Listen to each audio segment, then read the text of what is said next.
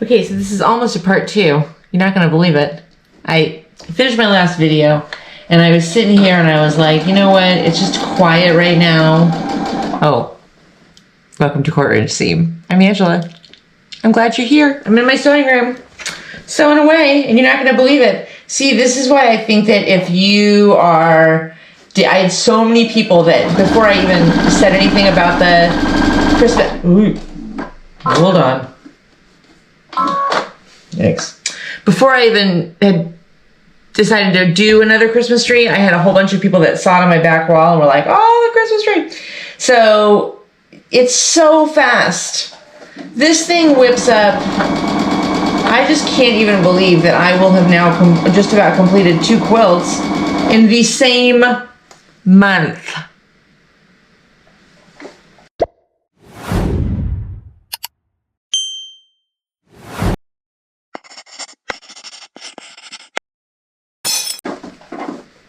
I know.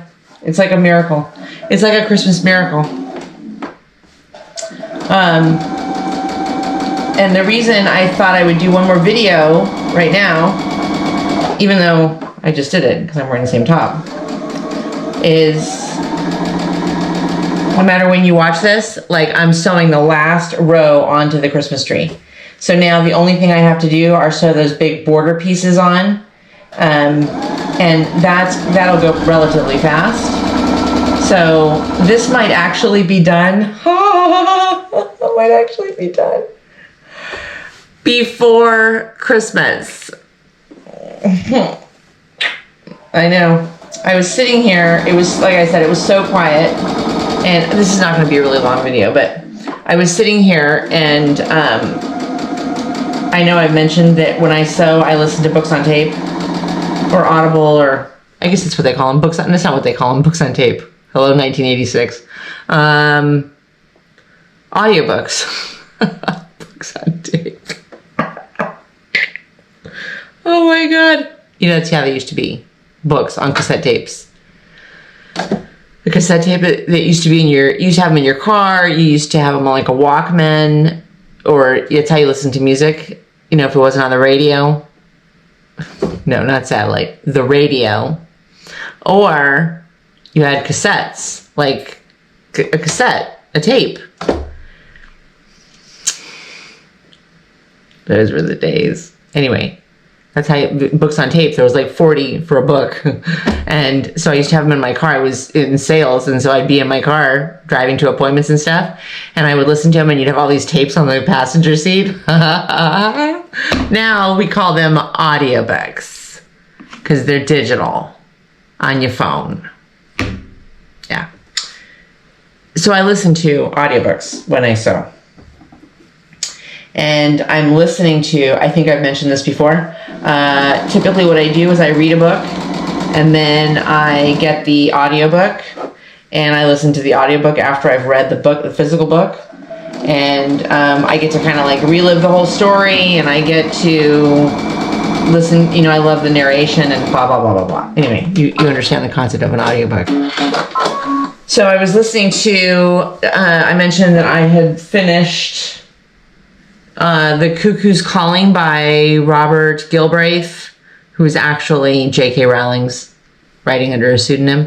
Anyway, so I'm listening to that audiobook, and it's very good, and I like that. I like the British, UK, English set books and themes and the recordings, and anyway, so it was really good, and I kind of got into it, and I was like, you know what, I'm just going to bust right through this Christmas tree, and guess what?